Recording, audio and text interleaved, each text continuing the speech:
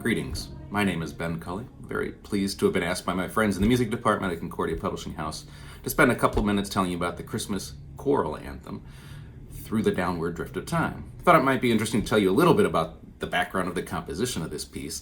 The tune was originally written in response to a Christmas carol composition competition. Say that 5 times fast.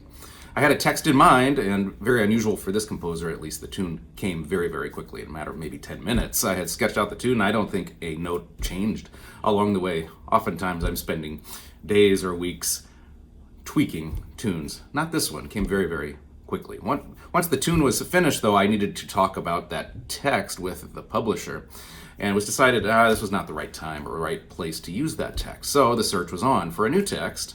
I did do a little bit of searching for some existing texts and couldn't find one that I was really pleased with. So I'm very, very blessed to work and serve with Pastor Michael Henricks at Our Savior Lutheran Church in Whitefish Bay, Wisconsin. Pastor Henricks is a wonderful preacher, and on the occasion that I can get him to do it, he's a wonderful writer of hymn texts.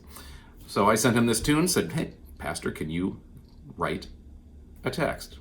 And within a couple weeks, he delivered this wonderful text, unpacking some of the profound mysteries of Christmas about how Christ interrupts and steps into history to dwell with us.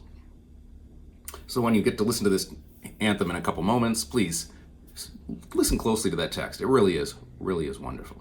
Musically, it's very, very simple. Very simple tune that has maybe a folk song quality to it, or better yet, a lullaby type of a quality. And there's a lot of repetition in the tune, sort of an AABA form to the tune, so it makes it quite easy to learn. And if you wanted to have kids sing along, they could easily learn the tune and sing along with at least a couple of the stanzas as well. The anthem itself is also fairly simple. It's set in the very rich, warm key of D flat, and the form is very simple. There's 4 stanzas with brief 4-measure interludes before and after each stanza.